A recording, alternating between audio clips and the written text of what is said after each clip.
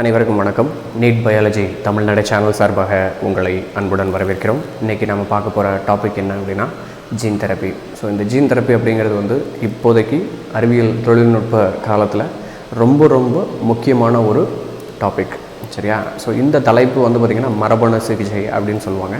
இந்த மரபணு சிகிச்சை அப்படின்னா என்னது? மரபணுன்னா என்னது? நார்மலாக ஜீன் அப்படிங்கிறது ஒரு செல்லுக்குள்ளே இருக்கக்கூடிய ஒரு குரோமோசோம்ங்க. அந்த குரோமோசோமுக்கு உள்ளே இருக்கக்கூடிய ஜீன், சரியா? அந்த குரோமோசோமுக்குள்ளே தான் அந்த ஜீன் இருக்கும். இந்த ஜீன்கள் பொதுவாக ஒவ்வொரு பண்பையும் கட்டுப்படுத்தும், சரியா? ஸோ இப்போ சில வியாதிகள் இருக்குது, அது ஜெனட்டிக் டிஸார்டர் அப்படின்னு சொல்லுவாங்க, சரியா? அந்த ஜெனட்டிக் டிஸார்டர் எல்லாமே இந்த ஜீனில் ஏதாவது தவறுதல் நடைபெற்றால், இந்த ஜீனில் ஏதாவது மிஸ்டேக்ஸ் இருந்துச்சு அப்படின்னாக்கா அந்த இடத்துல இந்த ஜெனட்டிக் டிஸார்டர் எஸ்டாப்ளிஷ் ஆகும். They are nothing but the genetic diseases, சரிங்களா? இந்த ஜெனட்டிக் டிசீசஸ் நாம் சரி பண்ண முடியுமா அப்படிங்கிறது தான் இன்றைக்கி வீடியோவில் ஃபுல் அண்ட் ஃபுல் நாம் பேச போகிறோம். அதை சரி பண்ண முடியும் அப்படிங்கிற ஒரு ஆங்கிளில் நாம் பேச போகிறோம். ஆனால் இதுக்கு முன்னாடி சக்ஸஸ் ரேட்ஸ் இருக்கா அந்த ஜீன் தெரப்பிக்கு அப்படின்னா இது வரைக்கும் ரொம்ப கம்மியாக தான் இருந்திருக்கே தவிர 100% சக்ஸஸ் அப்படின்லாம் நம்ம சொல்ல முடியாது. மேக்ஸிமம் ஒரு 10 to 20% வேணால் நம்ம சக்ஸஸ் எடுத்திருக்கலாம் அப்படிங்கிறதான் சொல்கிறோம். அதுலேயும் எல்லா டிசீஸ்க்கும், எல்லா ஜெனட்டிக் டிஸார்டருக்கும், எல்லா விதமான ஜீன் நோய்களுக்கும் நம்ம இந்த ஜீன் தெரப்பியை பயன்படுத்தி பார்த்துருக்காங்களா அப்படின்னா பார்த்துருக்காங்க. அதில் 2 டிசீஸ் மட்டும் ரொம்ப சக்ஸஸ்ஃபுல்லாக, ரொம்பன்னு சொல்ல முடியாது, ஓரளவுக்கு சக்ஸஸ்ஃபுல்லாக போயிருக்கு. அதனால தான் அதை பற்றி நாம் இங்கே படிக்க போகிறோம், சரிங்களா? ஸோ இந்த ஜீன் தெரப்பி அப்படிங்கிறது, இப்போ ஜீன் இருக்குது அப்படின்னா அதில் ஏதோ ஒரு மிஸ்டேக் இருக்குது, அந்த மிஸ்டேக்கை கரெக்ஷன் பண்ணுறதுங்க, சரியா? மிஸ்டேக்கை கரெக்ஷன் பண்ணுறது, அதை கரெக்ஷன் பண்ணுறது அப்படிங்கிறது மட்டும் இல்லாமல் அந்த ஜீன் இருக்குது பார்த்திங்களா, அந்த ஜீனுக்கு பதிலாக வேறு ஒரு ஜீனை நாம் இன்சர்ஷன் பண்ணிடலாம், சரியா?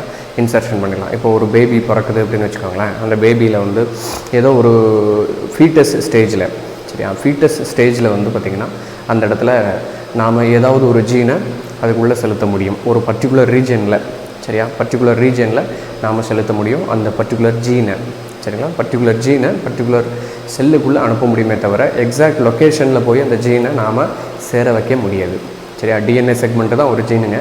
அந்த டிஎன்ஏ செக்மெண்ட்டை எக்ஸாக்டாக ஒரு இடத்துல சேர வைக்க முடியுமா ஹியூமன் பீயிங்ஸில் அப்படின்னா கிடையாது. பிளான்ட்டில் வேணால் சக்ஸஸ்ஃபுல்லாக நம்ம பண்ணியிருக்கோம், பாக்டீரியாலையும் சக்ஸஸ்ஃபுல்லாக ரீகாம்பினன்ட் டிஎன்ஏ டெக்னாலஜி பண்ணியிருக்கோம், கரெக்டாக?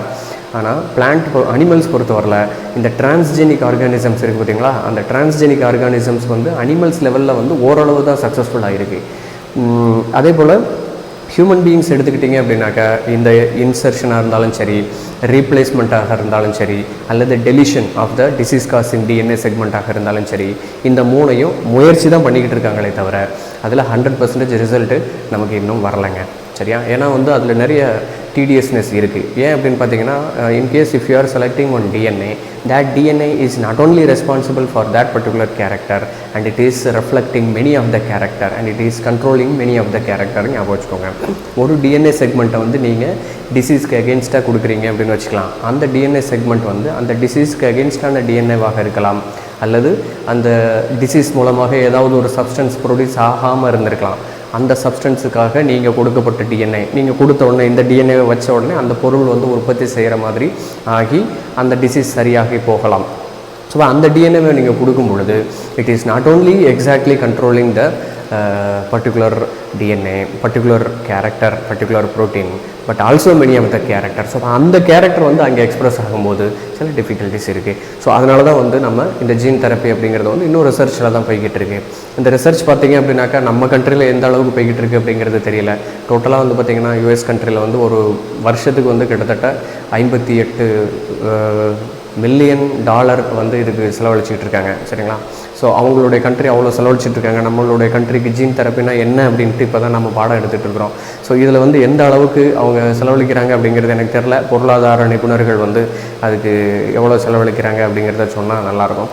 மற்றபடி இந்த ஜீன் தெரப்பி பொறுத்தவரையில் நம்ம என்ன பண்ண போகிறோம், சரியா? பேசிக்காக ஒரு ஆர்கானிசத்தில் ஒரு ஜெனட்டிக் டிஸார்டர், சரி, ஜெனட்டிக் டிஸார்டர் சரி பண்ணுறதுக்கு இதில் என்னென்னலாம் நாம் பண்ண போகிறோம், அந்த ஜீனில் என்னென்ன மாற்றங்களை நாம் செய்ய போகிறோம், எப்படி மாற்றங்களை செய்ய போகிறோம், இதுக்கு முன்னாடி என்னென்ன விஷயங்கள்லாம் நடந்திருக்கு, சரியா? அதை எப்படி பண்ணாங்க அப்படிங்கிற விஷயத்தை நம்ம பேசுவோம். அந்த பேசிக் நாலேஜை வச்சுக்கிட்டு நீங்கள் வந்து இன் ஃபியூச்சரில் ஃபர்தராக ஒரு ஜீன் தெரப்பியை வந்து நீங்கள் கண்டக்ட் பண்ணுற அளவுக்கு நீங்கள் ரெடி ஆகிறதுக்கு வாய்ப்பு இருக்குது. சரிங்களா? ஸோ நம்ம இப்போது ஸ்டார்டிங் இந்த இதில் வந்து என்னென்ன டிசீசஸ் அப்படிங்கிறத ஃபஸ்ட்டு நாம் பார்க்கலாம். சரியா? என்னென்ன டிசீசஸ்க்கு அகேன்ஸ்டாக இந்த ஜீன் தெரப்பியை மரபணு சிகிச்சையை வந்து நாம் பண்ண முடியும் அப்படிங்கிறத நம்ம பார்க்கலாம். இதில் ஃபஸ்ட்டு இந்த 2 டிசீஸ் இருக்குது பார்த்தீங்களா? சரிங்களா? லெச்-நிஹான் அப்படின்னு சொல்லிட்டு ஒரு டிசீஸ் இருக்குதுங்க. இது வந்து பார்த்திங்கன்னா நியூரல் டிசார்டர். பொதுவாக வந்து நியூரான் வந்து செத்து போச்சுன்னு வச்சுக்கோங்க, அதாவது நரம்பு செல் இருக்குதுன்னு வச்சுக்கோங்களேன். அந்த நரம்பு செல் செத்து போச்சுன்னு வச்சுக்கோங்களேன். அந்த நரம்பு செல் செத்து போச்சு அப்படின்னாக்கா திரும்ப ரீஜெனரேஷன் ஆகாது.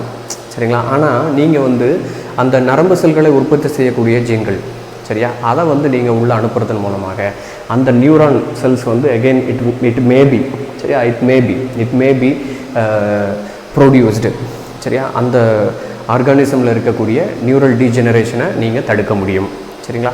இன்கேஸ் ஏதாவது ஒரு என்சைம் வந்து ப்ரொடியூஸ் ஆகி அந்த என்சைம் ஏதாவது ஒரு டாக்ஸிக் சப்ஸ்டன்ஸ் வந்து ப்ரொடியூஸ் ஆகி அந்த டாக்ஸிக் சப்ஸ்டன்ஸ் ப்ரொடியூஸ் ஆகும் பொழுது அந்த இடத்துல நியூரல் செல்ஸ் வந்து டேமேஜ் ஆகிறதுக்கு வாய்ப்பு இருக்குது.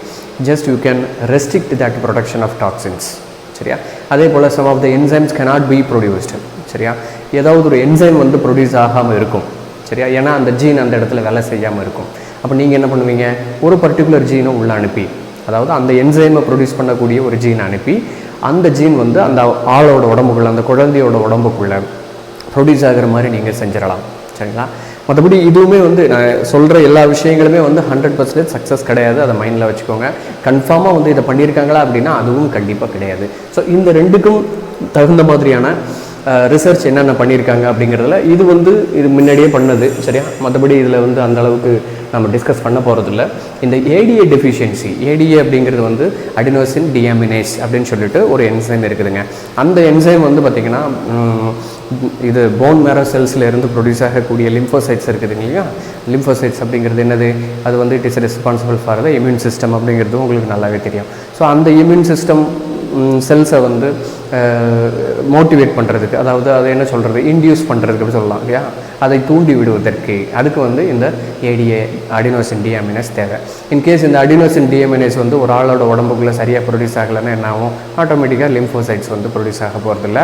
அது போன் மேரோ செல்ஸினுடைய ஒரு டெஃபிஷியன்சி அப்படின்னு சொல்லிட்டு நாம் வச்சுக்கலாம். ஸோ அதை ஓவர் கம் பண்ணுறதுக்கு என்னென்னலாம் பண்ணாங்க அப்படின்னு சொல்லிட்டு ஆண்டர்சன் அப்படின்னு சொல்லிட்டு ஒருத்தர் பண்ணின விஷயத்தை நாம் இந்த வீடியோவில் ஃபுல்லாக நம்ம பார்க்கலாம். ரைட்டா? அது போக சரியா, இந்த சிஸ்டிக் ஃபைப்ரோசிஸ், ஆக்சுவலி இந்த ஹெச்ஐவி வந்து அடுத்துக்கு வந்திருக்கணும். ஆக்சுவலி இந்த இடத்துல ஒரு ஸ்பேஸ் வந்திருக்கணும். சரியா? ஸோ இந்த இடத்துல கொஞ்சம் தப்பாயிடுச்சு. ஸோ சிஸ்டிக் ஃபைப்ரோசிஸ் அப்படிங்கிறது வந்து ஒரு டிசீஸ். சரியா? இந்த டிசீஸ் வந்து என்ன அப்படின்னு பார்த்தீங்கன்னா நார்மலாக லங்ஸில், அதுக்கப்புறம் பேன்க்ரியாஸில் வரக்கூடிய டிசீஸ். பொதுவாக மியூக்கஸ் அப்படிங்கிறது என்னென்னு நீங்கள் கேள்விப்பட்டிருப்பீங்க. அந்த மியூக்கஸ் சப்ஸ்டன்ஸ் வந்து கோழை படலமாக விஸ்காசிட்டி நிறைந்த ஒரு பொருளாக ஒரு திரவம் அது. ஸோ அந்த திரவம் வந்து பார்த்திங்கன்னா இந்த சிஸ்டிக் ஃபைப்ரோசிஸ் வந்துச்சு அப்படின்னாக்கா அதனுடைய ப்ரொடக்ஷன் வந்து மால் ப்ரொடக்ஷனாக மாறிவிடுகிறது. அசாதாரணமான ஒரு ப்ரொடக்ஷனாக, உற்பத்தியாக அந்த மியூக்கஸ் மாறிவிடுகிறது. அதனால் என்ன ஆகும் அப்படின்னாக்கா லங்ஸில் இருக்கக்கூடிய ஆல்வியோலை பகுதிகளில் ஃப்ளூயிட் அக்குமுலேஷன் அதிகமாக இருக்கும். அதே போல் பேன்க்ரியாட்டிக் ரீஜன் இருக்குது பார்த்திங்களா, அந்த இடத்துலையும் வந்து இந்த சிஸ்டிக் ஃபைப்ரோசிஸ் வரதுக்கு வாய்ப்பு இருக்குதுங்க. சரியா? ஸோ அதே போல் ஹெச்ஐவி, சரி, ஹெச்ஐவி டிசீஸ் இது உங்களுக்கு தெரியும்.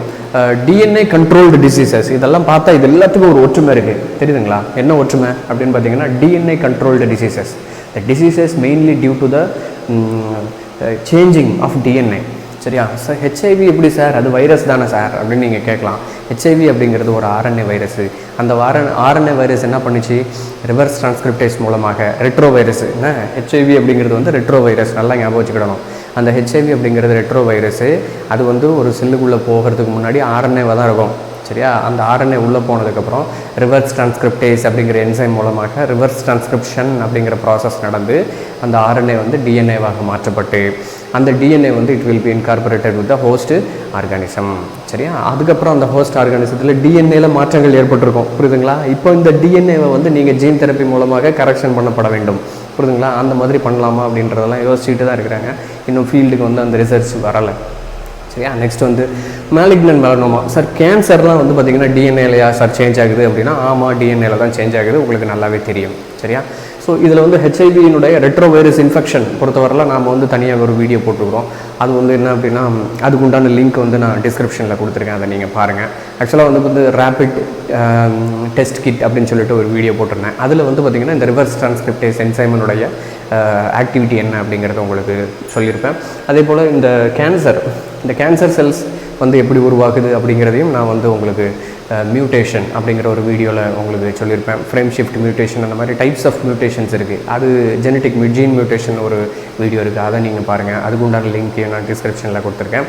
அது போக கேன்சர்னே தனியாக ஒரு வீடியோ நான் கொடுத்துருக்குறேன், அதையும் நீங்கள் பாருங்கள், உங்களுக்கு ஒரு ஐடியா கிடைக்கும்.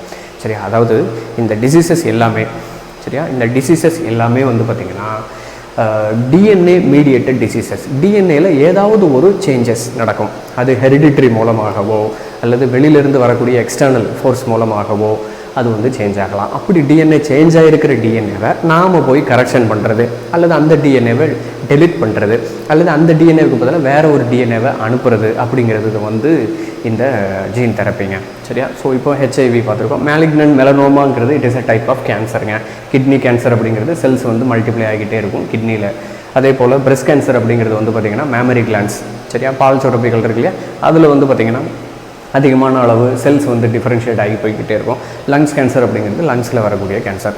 எந்த இடத்துல வந்து செல்கள் அதீத லெவலில் மல்டிப்ளை ஆகி போய்கிட்டே இருக்கும், சரியா, அசாதாரணமான நிலையில் வந்து அது வேகமாக மல்டிப்ளை ஆச்சு அப்படின்னு வச்சுக்கோங்களேன், that is called as cancer. சரியா? இது என்ன டிசீஸுங்க? இதை பற்றி எங்கேயாவது கேள்விப்பட்டிருக்கீங்களா? கவுச்சர்ஸ் டிசீஸ் அப்படி சொல்லுவாங்க. இந்த கவுச்சர்ஸ் டிசீஸ் அப்படிங்கிறது வந்து அக்யூமுலேஷன் ஆஃப் ஃபேட்டு. நார்மலாக நம்ம உடம்புல ஃபேட்டை வந்து டைஜஸ்ட் பண்ணி வெளியில் அனுப்புறதுக்கு we are all having some enzymes. சரியா? அந்த என்சைமை ப்ரொடியூஸ் பண்ணக்கூடிய ஜீன்கள் இருக்குது பார்த்தீங்களா, அதில் ஏதாவது மிஸ்டேக் இருந்துச்சுன்னு வச்சுக்கோங்களேன், அந்த ஃபேட் வந்து டைஜஸ்ட் ஆகுமா? ஆகாது. ஏன்? அந்த என்சைம் ப்ரொடியூஸ் ஆகலை. ஏன் இந்த என்சைம் ப்ரொடியூஸ் ஆகலை? அதுக்கு உண்டான ஜீன் மிஸ்டேக்ஸாக இருக்குது. சரியா? அப்படி அந்த ஜீன் வந்து வேலை செய்யலை அப்படிங்கிற பட்சத்தில் அந்த என்சைமும் வேலை செய்யாது, ப்ரொடியூஸ் ஆகாது. சரியா? அப்போது ஃபேட் வந்து அக்குமுலேஷன் ஆகும். ஃபேட் எங்கெங்கே அக்குமுலேஷன் ஆகும்? ஒவ்வொரு செல்லுக்குள்ளேயும் அக்குமுலேட் ஆகும். மெயினாக வந்து ஃபேட் அக்குமுலேட் ஆகிறது லிவர் மேலே. சரிங்களா? லிவர் இருக்குது அப்படின்னா அந்த லிவருக்கு மேலே வந்து பார்த்திங்கன்னா ஃபேட் அப்படியே அக்குமுலேஷன் ஆகிடும். அதனுடைய நார்மல் ஃபங்க்ஷனை வந்து நாம் பண்ண முடியாது. சரியா? லிவர் வந்து பண்ண முடியாது, அந்த அஃபெக்டட் பர்சன் வந்து பண்ண முடியாது. சரிங்களா? ஸோ அதுதான் வந்து accumulation of fat. So Gaucher's disease அப்படிங்கிறது. ஸோ இது எல்லாமே வந்து டிஎன்ஏ மீடியேட்டட் டிசீசஸ். இதை நல்லா நீங்கள் ஞாபகம் வச்சுக்கிடணும்.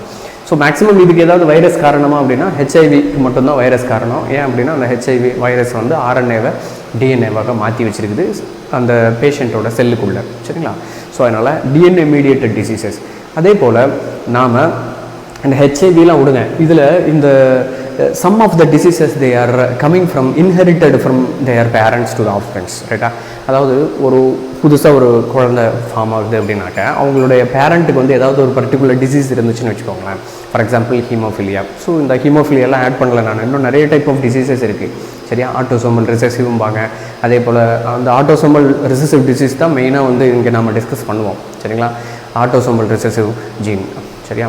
ஸோ இந்த மாதிரி நிறைய டிசீசஸ் இருக்குது. சரியா? Genetically transformed diseases. அந்த டிசீஸ் பொறுத்தவரையில் நாம் பெடிகிரி சார்ட்டு போட்டு கண்டுபிடிச்சிடலாம். சரியா? இப்போ பேரண்ட்டுக்கு வந்து ஒரு டிசீஸ் இருக்குது, அவங்க கேரியராக இருக்கிறாங்க. ஃபார் எக்ஸாம்பிள் நல்லா ஞாபகம் வச்சுக்கோங்களேன், இப்போ ஒரு பேரண்ட் இருக்கிறாங்க, அதில் ஃபாதருக்கு வந்து ஹீமோஃபிலியா இருக்குது. சரியா? ஹீமோஃபிலியானா என்னது? ரத்தம் உறையாமல் இருக்கக்கூடிய ஒரு டிசீஸ். சரியா? ரத்தம் உறையாமல் இருக்கும். ஒரு ஆள் இருந்தான் அப்படின்னா அவனுக்கு அடிபட்டுருச்சு அப்படின்னாக்கா அந்த இடத்துல ரத்தம் உறையாதான், கண்டினியூஸாக வந்துக்கிட்டே இருக்குமா ரத்தம் வெளியே. சரியா? அப்போது என்ன அர்த்தம்? அது வந்து ஒரு டிஎன்ஏ டிசீஸ் தான்.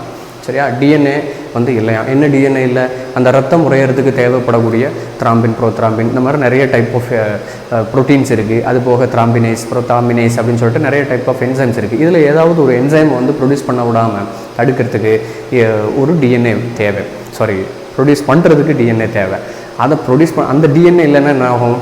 இந்த இடத்துல நடக்காது. அந்த டிஎன்ஏ இருக்கும், சில சமயத்தில் அதில் டாமினேட்டாக கூட இருக்கலாம். ஸோ இந்த மாதிரி வந்து நிறைய விஷயங்கள் இருக்குதுங்க. ஸோ இப்போ நாம் என்ன பண்ண போகிறோம் அப்படின்னாக்கா இந்த டிஎன்ஏவை நாம் உள்ளே இன்சர்ட் பண்ண போகிறோம். சரிங்களா? இப்போ இதை வந்து நம்ம கண்டுபிடிச்சிடலாம் பாருங்கள். இப்போ ஃபாதருக்கு வந்து ஹீமோஃபிலியா இருக்குதுன்னு வச்சுக்கோங்களேன், மதருக்கு ஹீமோஃபிலியா இல்லைன்னு வச்சுக்கோங்களேன். நெக்ஸ்ட்டு பிறக்கக்கூடிய ஃபீமேல் சைல்டு கண்டிப்பாக கேரியராக தான் இருக்கும். இது உங்களுக்கு நல்லாவே தெரியும். கரெக்டாக பெடிகிரி அனாலிசிஸில் கண்டுபிடிச்சிடலாம்.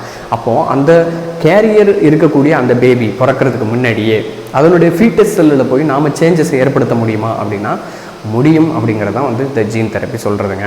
அதே போல் இது கேரியராக இருக்குது, இந்த கேரியராக ஒரு மதர் இருக்காங்க, ஹீமோஃபிலியாவுக்கு கேரியராக ஒரு மதர் இருக்கிறாங்க. ஏன்னா அது ரிசசிவ் தானே, அதனால் வந்து டாமினன்ட் ஜீன் இருக்கும், டாமினன்ட் ஜீன் எக்ஸில் இருக்கும், இன்னொரு டாமினன்ட் XHன்னு போட்டு படிச்சிருப்பீங்க. ஸோ அந்த இடத்துல டாமினண்ட்டாக இல்லாமல் அது வந்து நெக்ஸ்ட் ஜெனரேஷனுக்கு ஃபார்ம் ஆகும் பொழுது, சரியா, அது வந்து நெக்ஸ்ட் ஜெனரேஷனுக்கு வரும் பொழுது அந்த இடத்துல வந்து கண்டிப்பாக அது மேல் பிறந்துச்சு அப்படின்னாக்கா ஷுவர் ஷாட்டாக அந்த இடத்துல டிசீஸ் ஸ்ப்ரெட் ஆகிறதுக்கு வாய்ப்பு இருக்குது அப்படின்னு சொல்லிட்டு நீங்கள் படிச்சிருந்துருப்பீங்க. அந்த டிசீஸ் ஸ்ப்ரெட் ஆகிறது இல்லை, இன்ஹெரிட் ஆகிறதுக்கு, கடத்தப்படுவதற்கு பேரண்ட்லேருந்து. அப்போது அந்த செகண்ட் ஜெனரேஷனில் இருக்கக்கூடிய மேல் சைல்டு இருக்குது பார்த்தீங்களா, அதனுடைய ஜீனில் போய் நாம் ஏதாவது மாற்றங்களை ஏற்படுத்த முடியுமா அப்படின்னா முடியும் அப்படிங்கிற சொல்கிறது தான் இந்த ஜீன் தெரப்பி. சரியா? ஸோ